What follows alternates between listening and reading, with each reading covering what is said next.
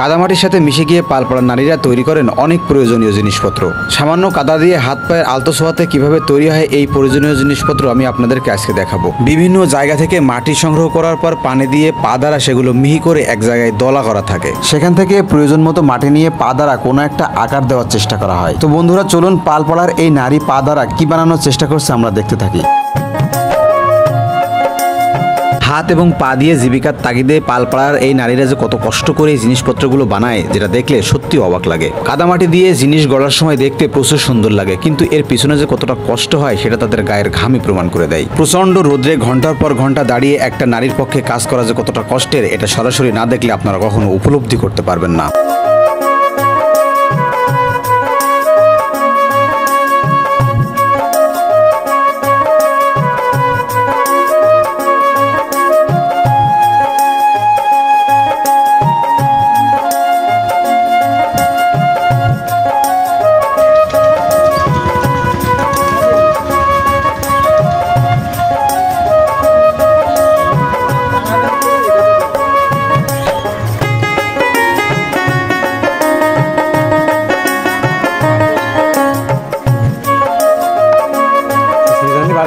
চলে আসবে।